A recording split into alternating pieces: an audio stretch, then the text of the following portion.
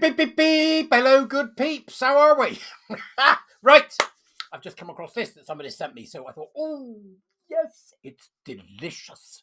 So I wanted to share it with you. It's an article, as you can see, from The Telegraph there. Yeah. It's good to see this. It really is. And I hope you think so too.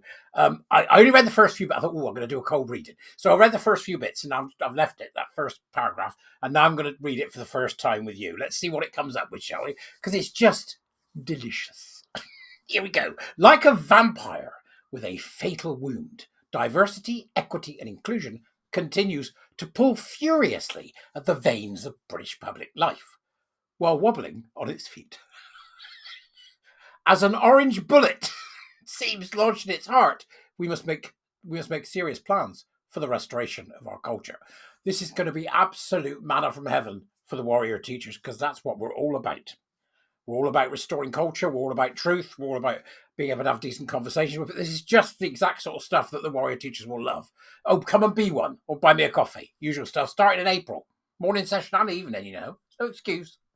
For decades, Britain has been in the grip of an elite that has sought to rewrite our values along ideological lines.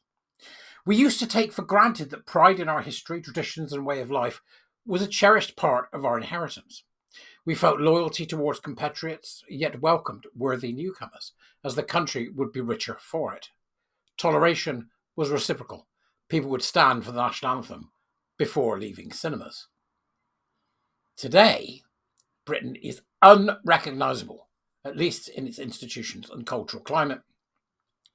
The British Museum Bookshop promotes David Olusoga, Inglorious Emperor by Shashi Tharoor, and Edward Said's Orientalism. This week, a jailed Albanian people smuggler was allowed to remain because he had become a valuable member of society. After a recent parents' evening, I had to complain about critical race theory posters on the school walls. What does modern Britain have in common with the country of our parents? George Orwell responded in The Lion and the Unicorn, nothing, except that you happen to be the same person. Even that is less true than it was. Well, now things may be changing. As Amazon, Disney and Google abandon DEI under the gaze of Donald Trump. British Telecom has pledged to cut similar initiatives from its bonus scheme, and banks have called on the city regulator to scrap diversity targets.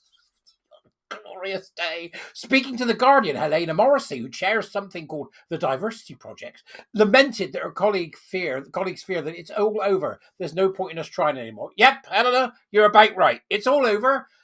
May I suggest that you go away in jerky movements? Helena Morrissey, who chairs something called the Diversity Project, is absolutely pissed that it ain't going to keep going and the boondoggle is over. Glorious. Absolutely glorious. But restoring Britain is no small job. It's not. Come and be a warrior teacher. For decades, our country has been subjected to a Gramscian long march through the institutions, combined with mass immigration, socialist economics, and psyops from academia and the arts. We must prepare for a long march back. This won't happen under Labour, so we have 4 years to get ready.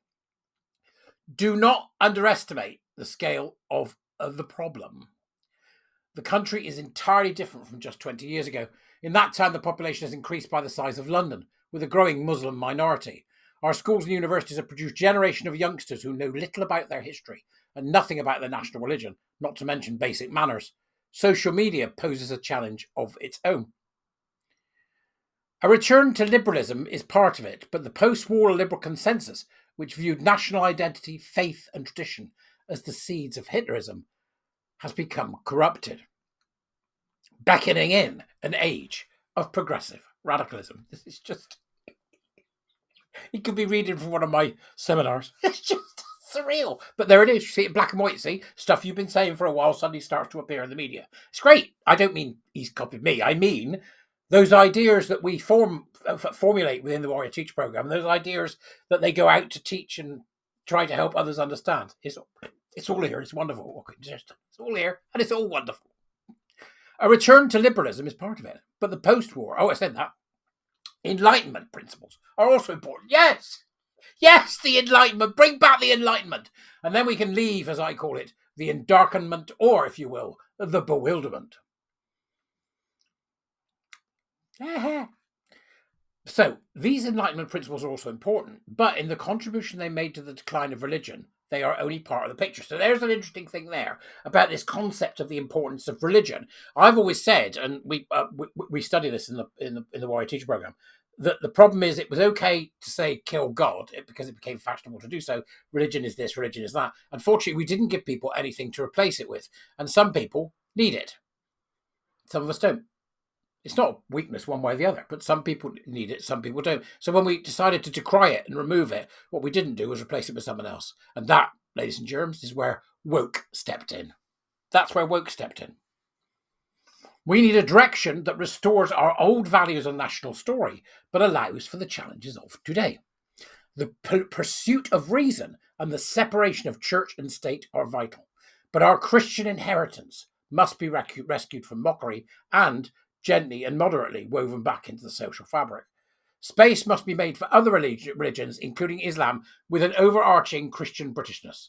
We need sensible answers to questions of race, class, and belonging. Institutional, legal, and economic reform are required, but it begins with education. This is the work of a generation, resting both on political leadership and little platoons of civil society. Warrior teachers. Little platoons of civil society. Oh, they're going to love that. They're going to love it. That's what I think you are, warrior teachers out there watching this. You are little platoons of civil society. The time to start is now. Never a truer word spoken. That particular bit about the idea of an overarching Christianness. You're British, right? You're British and we're Christian. That's it. You practice your religion by all means, but you ain't getting one single favor. End of story. Right? End of story. That's, I think, where we need to go. But I'll be really interested to hear from you on what you think this is, what's going on here, because this is a terribly interesting article from the Telegraph. So please do take the time to respond, tell me that I'm mad, or ask a question, whatever the hell it is that you want to do. All right?